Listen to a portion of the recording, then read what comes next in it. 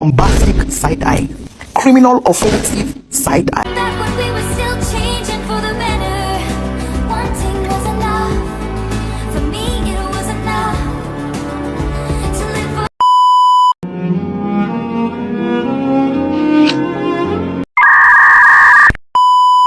Halo guys, perkenalkan nama Ana Oranisal Sabila. Ana berasal dari kelas 9 Nusaibah.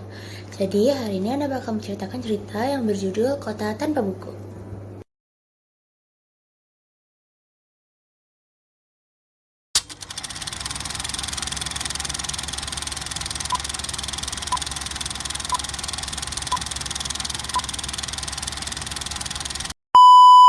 Pernahkah kau ke toko buku, perpustakaan, atau taman bacaan? Tidakkah kau merasa istimewa ketika berada di dalamnya? Di sekelilingmu ada berbagai toko dari dunia nyata dan khayal, tempat yang pernah kau kunjungi dan yang belum.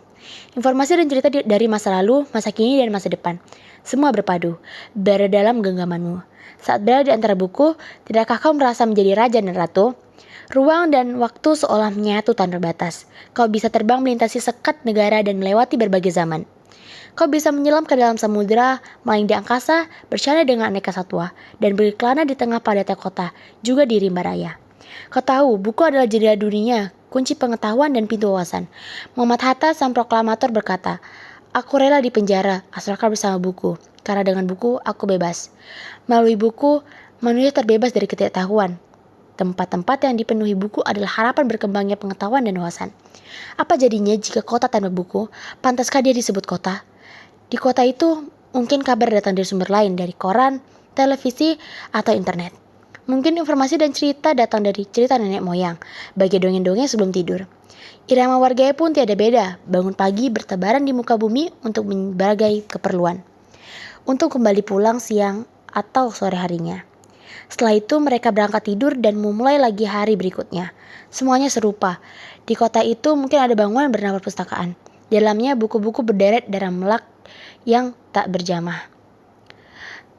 Tidak ada tangan meraih dan membuka halaman demi halaman dengan sukacita. Mungkin juga ada tumpukan buku di sudut-sudut sekolah yang sepi dan berdebu. Jarang dikunjungi, jarang dibaca. Buku-buku di sana teronggok tanpa nyawa.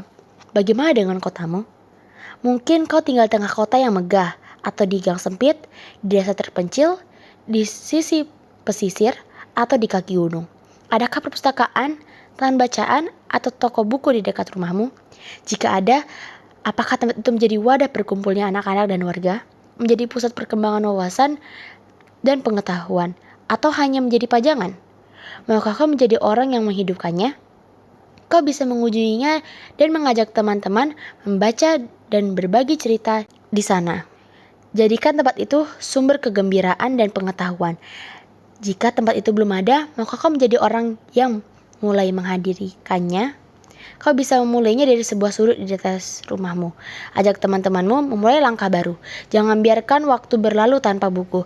Siapapun dirimu, bersahabatlah dengan buku. Dia akan menjadi teman setiamu sepanjang waktu. Oke teman-teman, terima kasih sudah menonton videonya.